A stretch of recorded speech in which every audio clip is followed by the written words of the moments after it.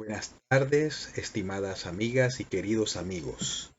Soy José Ángel Garrido Pérez, especialista en lengua y literatura española por la Universidad de Panamá, miembro del Movimiento Revolucionario Socialista, organización política con presencia en Brasil, Panamá y en otras partes de América Latina. En esta ocasión quiero hacer pequeños comentarios referentes a el proceso electoral que ha terminado en mi país, en Panamá, ahora el 5 de mayo de 2024. En primer lugar, quiero referirme al principio de legitimidad política y de legitimidad jurídica, o electoral, en este caso. La legitimidad política es la que da el pueblo a cualquiera de sus autoridades, no importa de dónde provengan, ya sea métodos democráticos o un golpe de Estado o una monarquía. Si los pueblos aceptan esos sistemas, o cualesquiera otros, eso da legitimidad a un régimen. La legitimidad jurídica es la que proviene de las leyes, y esa es la que aspiran todos los sistemas para mantenerse, reproducirse y regenerarse. En términos generales, el sistema electoral responde a la legitimidad jurídica, que aspira siempre a coincidir con la legitimidad política, y no todo el tiempo coinciden. En el caso panameño, nosotros tuvimos una seria crisis de legitimidad con respecto a las autoridades constituidas. La venimos sufriendo desde hace muchos años, pero especialmente explotaron durante las manifestaciones populares de 2022 y de 2023. Esa crisis de legitimidad amenazaba todo el sistema político y económico, por lo cual el sistema mismo hizo lo posible por que a través de las elecciones se renovaran las autoridades políticas para así dar un aire fresco de legitimidad que aspirara a la legitimidad política. Esta situación yo la considero una farsa porque todo el mecanismo existente, como dije antes en un video anterior, fue prácticamente para favorecer, para hacer favoritismos, para propiciar las traiciones y para provocar que la gente acudiera en masa a jugarse a rojo unas reglas del juego antidemocráticas, completamente espurias. Lo único que buscaban era legitimar jurídicamente nuevas autoridades para así alcanzar o tratar de prolongar la legitimidad política del sistema. No ha tardado en revelarse como corrupto, corrompido, como corrupto, efectivamente, o corrompido, ambas palabras son correctas, y además de eso está demostrando sus debilidades con la gran cantidad de reclamaciones postelectorales que está habiendo, lo cual constituye una verdadera afrenta a la inteligencia del pueblo, es un bochorno para quienes emitieron sus votos.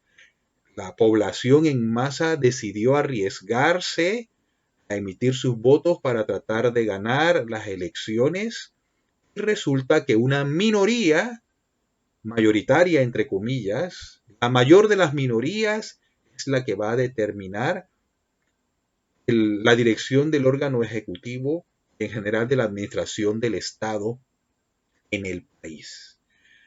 Esto constituye, para mí, una verdadera farsa que, como dije antes, lo único que busca es prolongar un sistema podrido.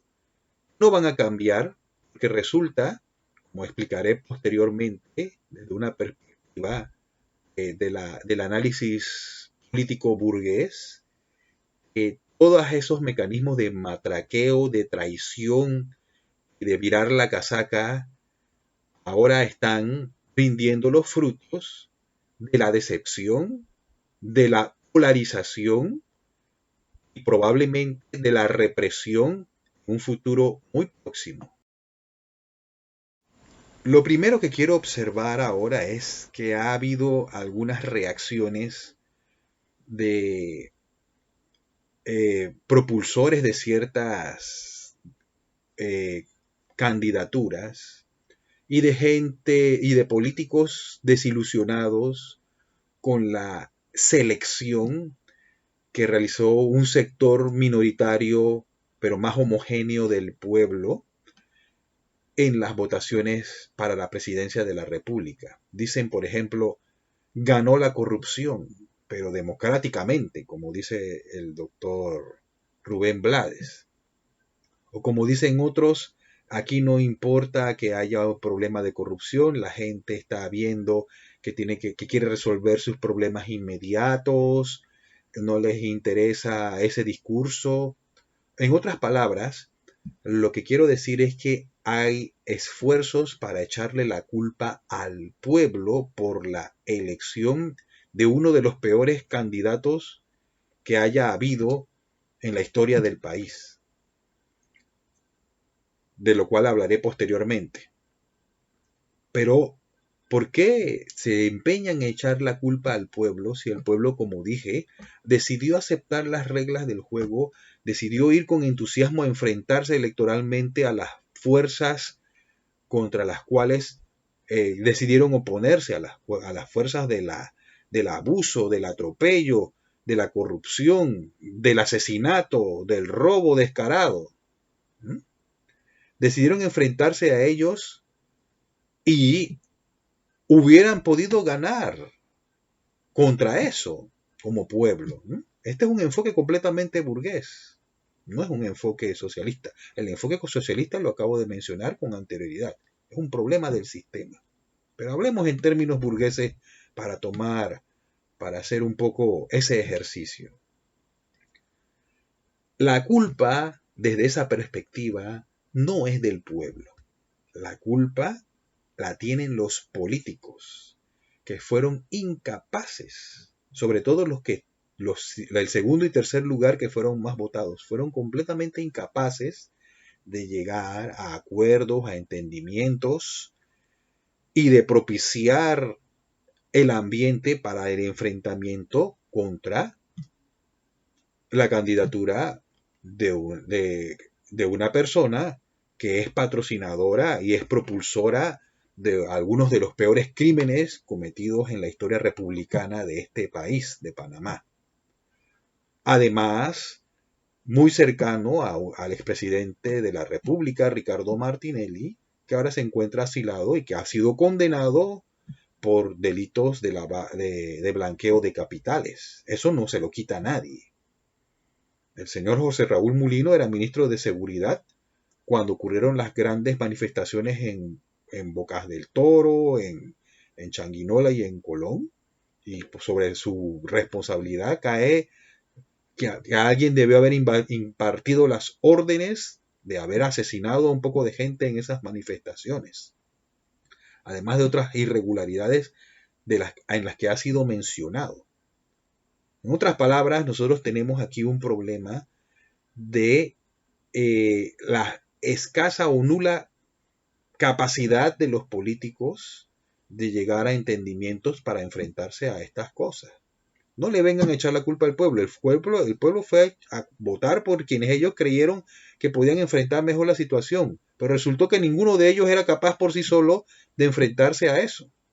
Mientras la gente de Martinelli llegaba a entendimientos y acuerdos con sus, entre comillas, oponentes, como veremos más adelante en el análisis, estos otros, sobre todo el señor Ricardo Lombana del Moca, que tiene mucho ego y mucho superego, y por lo tanto quebradizo y difícilmente capaz de llegar a entendimientos y acuerdos, todo lo quiere hacer por imposición. Y por el otro lado, el señor Martín Torrijos, que tiene el problema contrario. Es demasiado político, demasiado flexible, y eso repelía a los del superego, pues. Entonces, yo vaticino que el señor Lombana ya no llevará oportunidad en próximas elecciones con esa actitud, ni la lleva ya, en mi opinión. Hasta aquí llegó su buena estrella. Y el señor Martín Torrijos aspirará a recuperar el control, probablemente, no estoy seguro que lo pueda hacer, pero probablemente tratará de recuperar el control de su antiguo partido, el PRD, que sufrió una de las peores debacles en su historia. Así que, como decía, habida cuenta de esa situación, pues ahí veremos lo que va a pasar.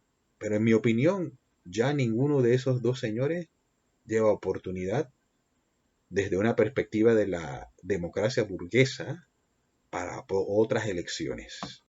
Lo siguiente que quería mencionar era que es evidente, yo lo había dicho antes en el video anterior, pero lo reitero. Aquí se operó el máximo sistema de la traicionadera total. La traición fue la tónica y se utilizó a manos llenas. Y eso lo notó la población. Eso fue lo que hizo que la gente, cuando uno se pone a ver los resultados electorales y las cifras que arrojaron esos resultados, se da uno cuenta fácilmente de que mucha gente que estaba en el Partido Revolucionario Democrático, PRD, que quisieron mantener su estatus dentro del partido, aportaron, dentro del poder, aportaron votos a la nómina de José Raúl Mulino. Bueno, a la nómina no, porque él fue sin nómina, él fue solo. Entonces, eso se reflejó en la exigua cantidad de votos que el candidato oficialista, el señor Gabriel Carrizo, obtuvo. Sencillamente, no solamente perdió los votos que le quitó Martín Torrijos, y también perdió los votos que le quitó Zulay Rodríguez, sino que también perdió los votos que le quitaron Benicio Robinson y su aparato, Raúl Pineda y su aparato, y otros más por allí que para salvarse, como efectivamente lo lograron por esos mecanismos de medio cociente y residuo y esas cosas que deslegitiman el sistema electoral panameño y que lo convierten en una de las peores barbaridades que se han visto, pues ellos se les nota que aportaron fue a la candidatura del señor Mulino y van a transar con él estando en la Asamblea Nacional. Lo mismo va a pasar, por lo mismo pasó dentro del seno del partido arnulfista y de alguna gente del partido Cambio Democrático, el antiguo partido del señor, que era propiedad del señor Martinelli. Muchos de los votos que esos dos partidos perdieron, ya se veía venir que los ganaba el señor Martinelli, porque una buena parte del Cambio Democrático todavía le es fiel al señor Martinelli, que a su vez lo endosó al señor Mulino. Pero lo sorprendente y lo interesante es que el partido arnulfista, que suele ser fiel al candidato que elige para sus elecciones, que elige internamente para las elecciones nacionales, también le viró la tortilla a la candidatura oficial de ellos, el señor Blandón, y decidieron apoyar al señor José Raúl Mulino. Eso lo hicieron a través de la influencia del señor José Miguel Alemán y de la señora Mireya Moscoso, que ahora también seguramente van a tener participación en esferas gubernamentales, porque el señor Mulino ya ha sido taxativo en su discurso presidencial y ha dicho que gobernará con todos, por supuesto que con todos esos que se comportaron como traidores. Claro, si ese partido es un partido de ladrones y de traidores y de gente que sabe que las personas pueden ser compradas. Como bien dijo la señora Alma Cortés cuando se refirió a los diputados. Acuérdate, Martín, acuérdate, Ricardo, le decía al señor Martinelli, que esa gente, los diputados no se venden, sino que se alquilan. Bueno, este es un periodo de alquiler que durará más o menos 4 años y medio hasta que llegue el momento en que la gente empiece a ver que el sistema político hace aguas y se declaren abiertamente opositores a aquello de lo cual chuparon y medraron durante 4 años, los 4 años y medio anteriores. Eso ya ustedes verán cómo ha pasado y cómo va a pasar. Esto me lleva al siguiente punto en el análisis, que es el desempeño de los sectores juveniles que a partir de la organización de el movimiento Vamos, se llama Vamos, dirigido por el señor eh, Gabriel Silva y el señor Juan Diego Vázquez, lograron tan buenos resultados desde la perspectiva de la elección para diputados y para muchos gobiernos locales. La verdad es que lejos de algunos análisis que hay por allí, de que fueron las personas de el señor Lombana las que le aportaron los votos a Vamos, me parece que eran dos cosas paralelas y que mantenían, si bien afinidad en algunos puntos de vista, una total independencia entre sí. Porque para diputados, la gente del señor Lombana, la gente del movimiento Otro Camino Moca, solamente obtuvieron 4 diputados. Una gran cantidad de votos para la presidencia, probablemente apoyados por la gente de Vamos y por otras personas, pero era porque Vamos no tenía candidato para la presidencia. Así que no es ninguna garantía para el señor autoproclamado líder de la oposición, señor Lombana, que ese apoyo se le endose para las siguientes elecciones, si las hay. Ni tampoco se le endosa ese apoyo políticamente para sus movimientos ulteriores a estas elecciones que acaban de pasar. No, señor. La gente de Vamos tiene sus líderes, sobre todo el más importante, el señor Juan Diego Vázquez. Dudo mucho que eso se le endose al señor Lombana. Es por esa razón que yo considero que el señor Lombana ya llegó hasta donde podía llegar. Él no va a pasar de allí. El señor Juan Diego Vázquez es mucho más político que el señor Lombana. No tiene esa misma rigidez. Y a pesar de su carácter, no tiene los egos inflamados y la rigidez de pensamiento que tiene el señor Lombana. Entonces, dudo mucho que haya ese endoso para una nueva candidatura presidencial del señor Lombana. Así que esto me parece a mí que es digno de análisis esa nueva visión que está teniendo un amplio sector de la juventud de este país, que entiendo que es algo como 40% del electorado de nuestro país. Nuestro país es una población joven y parece que ya tiene sus candidatos para las siguientes elecciones.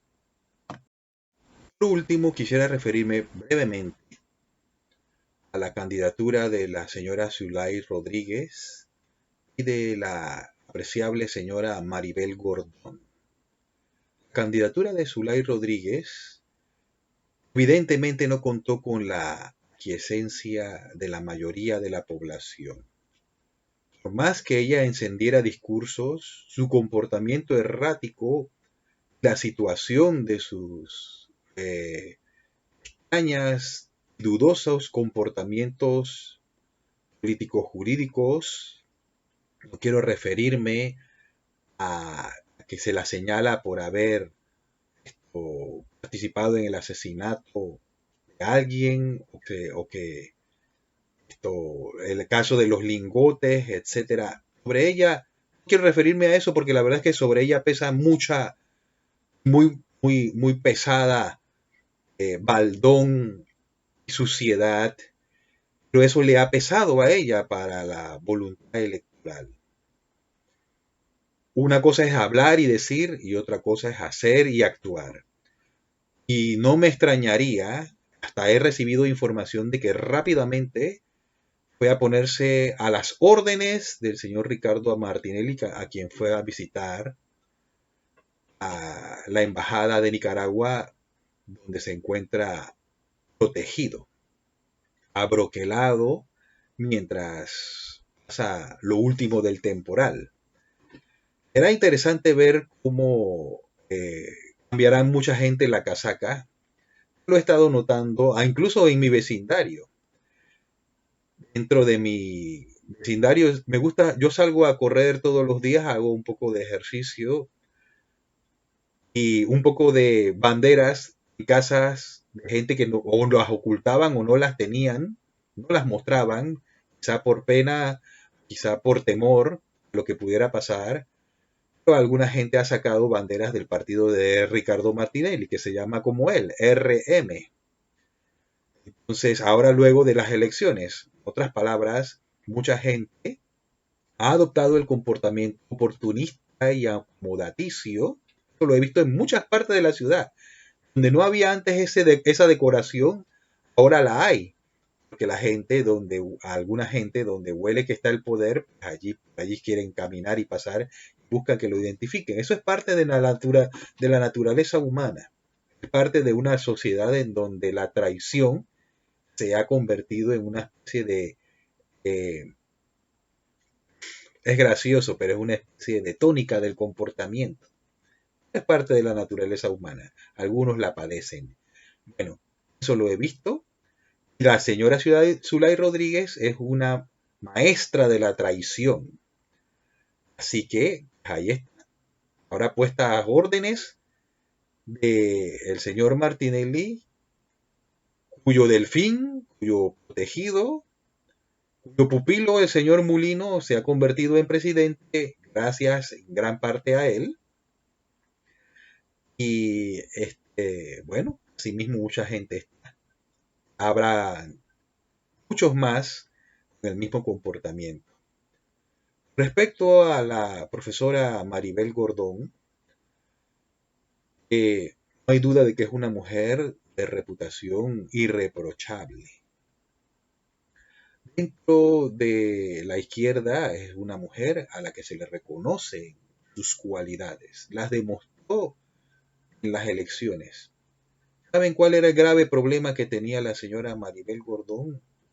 El acompañamiento de, sobre todo, el Sindicato Único de Trabajadores de la Construcción y similares, Suntrax, de todo el aparato que, cuyo comportamiento amorrero, incluso traidor, se pudo observar en las últimas grandes manifestaciones del país. Primero en las de 2022, cuando no fueron ellos, sino las personas del interior las que llevaban adelante las grandes manifestaciones. Ellos en su política normal que ellos aplican, quisieron mantener el punto de que ellos eran los que tenían que figurar como los líderes del movimiento social. Pues entonces lograron dividir el movimiento antes de quedarse ellos superados por las circunstancias. Y durante el año 2023, lo más vergonzoso de todo fue cuando, lejos, en una actitud totalmente sectaria, para apoyar la inexplicablemente, o muy bien pudiera explicarse, pero ambas, no quisiera decirlo aquí, pero la verdad es que apoyar la derogatoria de la ley minera cuando lo que había que hacer era empujar por la inconstitucionalidad puso en peligro grave a nuestro país en las reclamaciones internacionales y buscaba eh, perdonar a todos los responsables de esa malhadada ley. No. En ese sentido no se van a diferenciar de Ricardo Martinelli porque él también va a perdonar a los que oficiaron las 25 inconstitucionalidades esas que proclamó la Corte Suprema de Justicia, tenía esa ley, ya no habrá responsables de eso, dirán aquí no hay persecución política, bueno, la persecución va a ser lo mismo de selectiva, fue durante el gobierno anterior, durante el gobierno de Juan Carlos Varela y también durante el gobierno del mismo Martinelli anteriormente. Todas estas personas se distinguen por su selectividad al momento de aplicar la ley. Bueno, pues en eso estuvo el Suntrax en esa ocasión. Esas prácticas no han sido olvidadas o adoptaron un método de lucha que no administraron correctamente, que provocó la animadversión de sectores amplios de la población en vez del apoyo. Y eso se ha reflejado en los votos, porque la profesora Maribel Gordón logró una exigua cantidad de votos que no se compagina con el ascenso social de las masas que la llevó a tener la enorme cantidad de firmas que apoyaron su candidatura. Diremos que, bueno, de todas maneras es normal que los procesos electorales, las luchas sociales bajen, pues, en las contradicciones de todos los gobiernos y empiezan a surgir las luchas sociales. Pero ahora hay una situación muy grave con el movimiento popular y de masas. El movimiento popular ha quedado muy desprestigiado, tristemente asociado al oportunismo de estas actitudes amorreras y perjudiciales para el movimiento popular que han adoptado los propios compañeros de clase. Lo que el Suntrax no puede dominar lo destruye. Entonces eso es lo que ha ocurrido. Desafortunadamente, eso fue parte importante en la derrota en esta ocasión de la candidatura de la profesora Gordón. Es como yo lo veo. Sin embargo, hay otros factores que hay que tomar en consideración y que vale la pena estudiar profundamente. Hay un problema de comunicación en el país, también de conservadurismo natural del pueblo panameño. Por ejemplo, el señor Richard Morales proclamaba la defensa del derecho de los LGTBI. Hay un conservadurismo del pueblo panameño que caracteriza la psicología social de nuestra población, por la cual tristemente los derechos humanos de las personas LGTBI se encuentran siempre conculcados. Él tuvo la valentía de defenderlos, incluso a pesar de los puntos de vista a veces vulgares de algunos sectores de la construcción, de algunos sindicatos, incluso a algunos puntos de vista de gente que se llama de izquierda, pero que son partidarios de las teorías sociales de Vladimir Putin. Bueno, a esa clase de candidatura tampoco estaba preparada el pueblo panameño en estos momentos todavía. Sin embargo, hay que esgrimir esos elementos y esos factores de los derechos humanos. Yo estoy de acuerdo con eso, pero la izquierda panameña, o la que se llama izquierda, que aplica la política de llegar a acuerdos con gobiernos del CD o del arnulfismo, por una parte, por la otra izquierda, digamos partidos como el Partido del Pueblo u otros, que cuando hay gobierno PRD, entonces llegan a acuerdo con los gobiernos PRD por la tradición, su cercanía proveniente de las relaciones que tuvo con Omar Torrijos hace muchos años.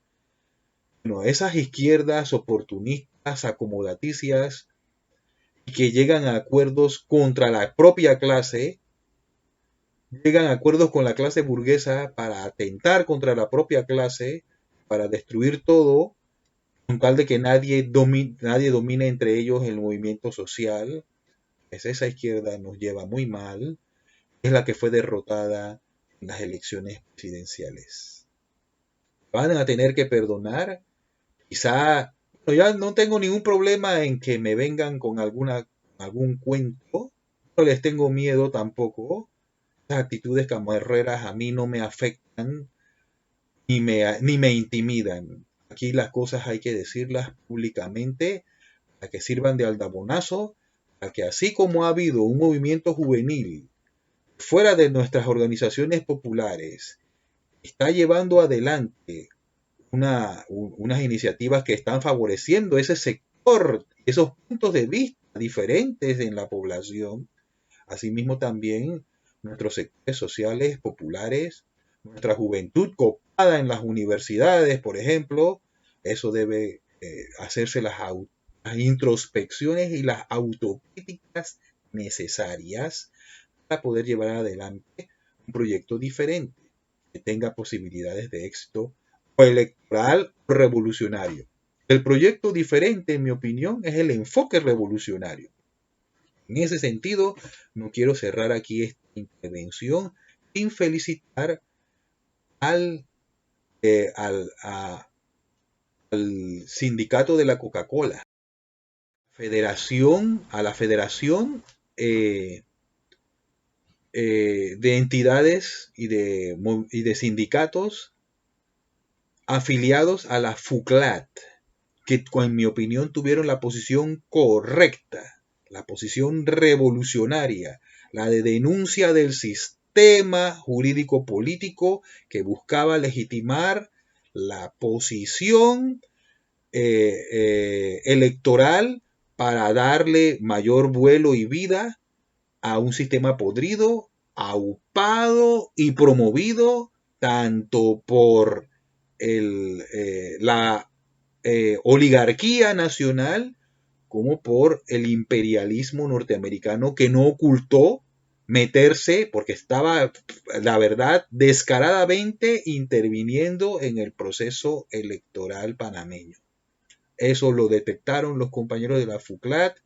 Felicito al señor Alejandro Young, dirigente máximo de esa organización, y a todos aquellos que adoptaron ese punto de vista. No se equivocaron, tenían toda la razón, y yo estoy completamente de acuerdo con ellos, y les envío un saludo especial en nombre del movimiento revolucionario socialista con quien tuvimos y con quienes tuvimos el placer de marchar en la manifestación del 1 de mayo.